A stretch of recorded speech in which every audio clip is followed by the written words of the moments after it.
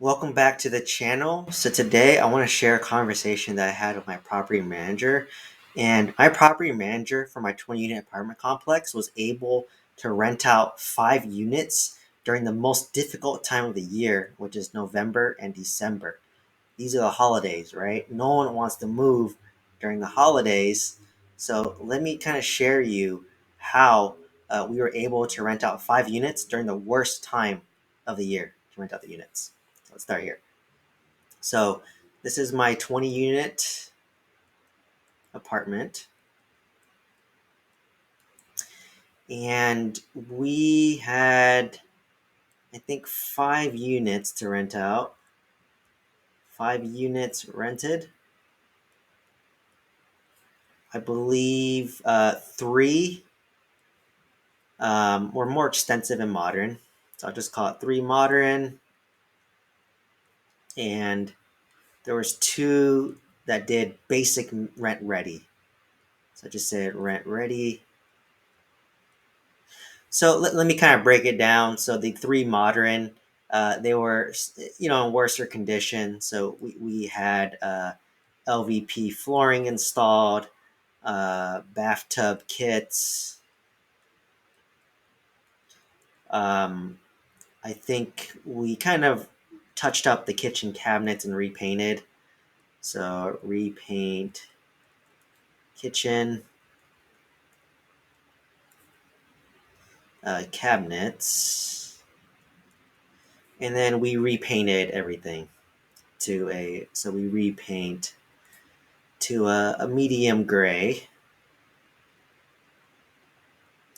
So this is what I call my premium units, and typically these will average around, let's just call it 8 to 10,000, versus the rent readies. So this one, I think these units already had LVP flooring in it, so that obviously saved a lot of money. We just kept the paint as is if it was decent. So I think they had a dark brown paint. So it was like dark brown, which makes the room kind of dark, but it worked, right? It was clean. We just had to touch up here and there. And then, like I said, touch up the cabinets. And, this kind of averaged me around 2,000. So for the three modern, I actually had my contractor work on this. So I had a GC, a general contractor. But for my two rent readies, my property manager, they had in-house maintenance guys that we paid on an hourly basis, and they just could, basically work in the units. Two guys for maybe a full day and do all the basic touch up. So this one was so in-house. So this one saved me more money, right? So um, those are the 5 units that we rented. And I think the modern units ended up renting out for around 500, and the two rent readies that we didn't do much to was 495. So in one of my other videos, I talk about how I spent $30,000 just to get an increase in rent of $50, and it just wasn't worth it to me. And it kind of shows here where I think the market just likes that rent around $500. That seems to be the sweet spot, because the average worker takes home around $2,000. So at 500, it's 25% of your paycheck, which is actually very nice and reasonable to live off of if you're just a typical blue collar worker at Walmart. So I was renting those out, and I did these 5 units during November, December. So remember, during the holidays, Thanksgiving, Christmas, New Year's, no one wants to move. You don't want to uproot your family, uproot your life in November, December. So it's very hard. So I would say I was very surprised that we rented out 5 units during this time window. And let me kind of share our strategy. So our first, so I'll write strategy down here. Strategy. So the first strategy is we advertised on Facebook Market. So I'll do ad Facebook Market. So my property manager actually didn't know how effective this could be. I actually taught her because I use Facebook Marketplace when renting out my single family homes that I self manage.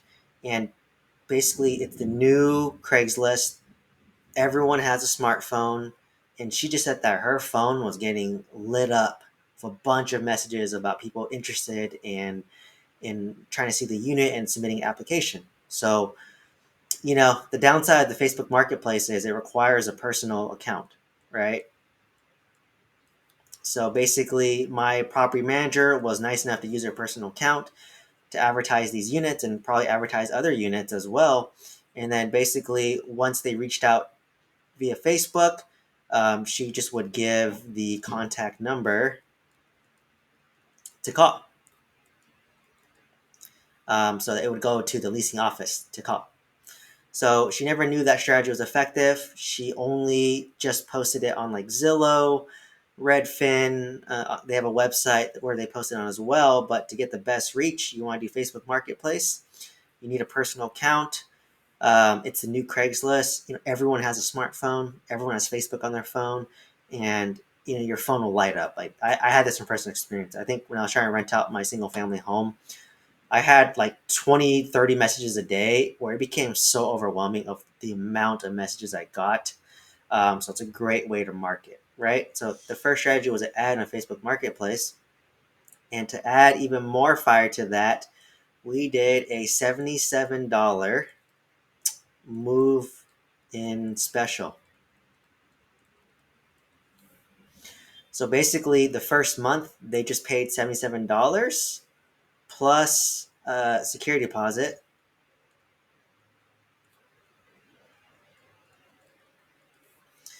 To move in. So you combine the $77 move-in special with a Facebook Market ad, we had a lot of interest, right? That's how we were able to rent out 5 units during the 2 worst months. So we gave a concession. And I'm not typically a big fan of a move-in special, to be honest, but because, I have a hard money loan. So I'll do a hard money loan at 9% interest only. So interest only IO. And then it's a 12-month term. So basically, I have until May of 2023 to get long-term financing, right? So it's currently January, so I got about 4 more months. I can ask for a 3-month extension,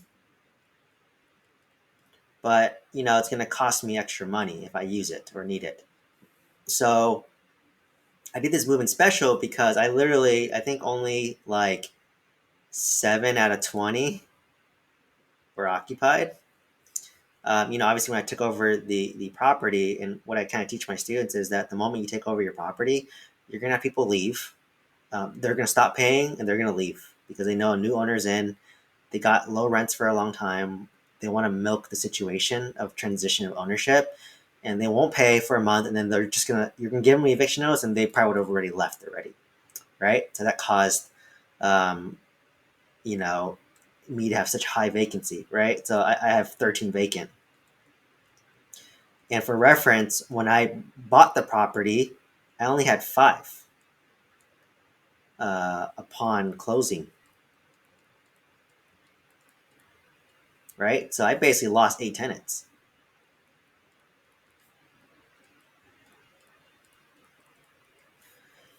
And, so basically I lost 8 tenants, and some of them, I think like 4 we had to evict. One guy, unfortunately, he was letting homeless people stay in his unit.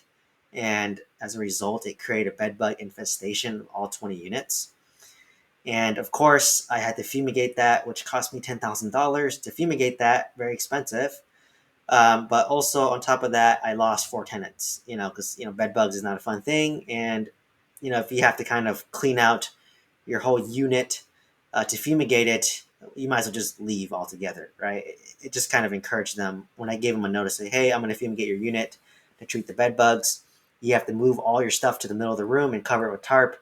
At that point, if you moved all your stuff out of the cabinets, out of the closets, into the middle of the room, it's not that hard to move out of the apartment altogether, and that's what they did. So I have 13 vacant, and because I want to aggressively, rent these units out as fast as possible, I offered that $77 move-in special just to get it filled.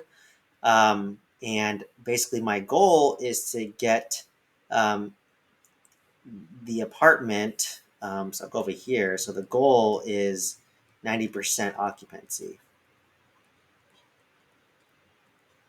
So that's essentially 18 out of 20. And then I'll present it to a lender for some long-term financing. So basically do a cash out, so cash refi to get my down payment. So I'll do DP for short, plus my reno, and then any extra money on top,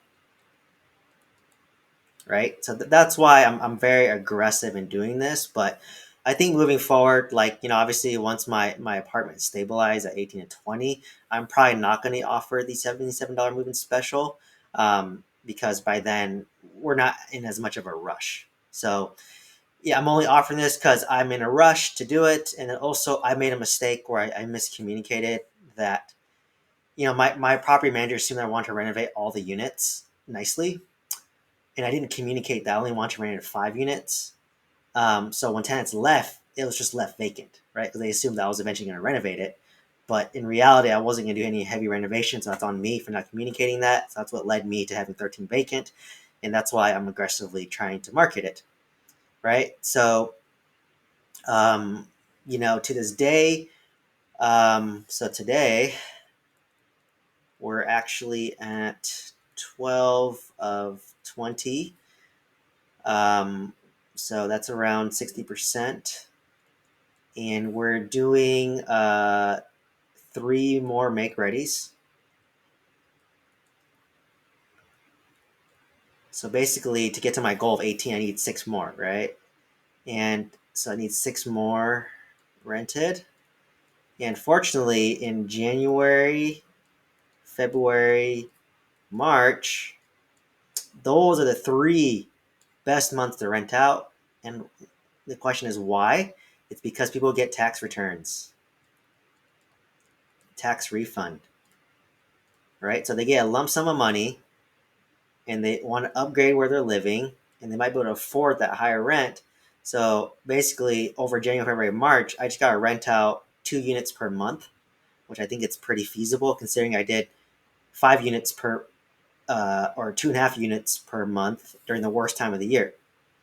So, to kind of summarize this whole story, basically, thanks to us posting on Facebook Marketplace and offering a $77 move-in special, we were able to rent out 5 units in about a month between November, December. And November, December is the worst time to rent out because it's the holidays. People don't want to move. It's cold, rainy. And I hit the point where I just need 6 more units to rent out to hit my 90% occupancy to get a long-term debt to do a cash out refi. And January, February, March is when people start to get their tax refund. So they want to start to upgrade where they live. They want to move to a nicer apartment, nicer amenities. So, hopefully we can rent those 6 out, hit my occupancy goal, and then, stabilize that for a month or 2, and then present it to a lender to get out of my hard money loan. So once again, hopefully you found this valuable and hope to see you on the next video. Thank you.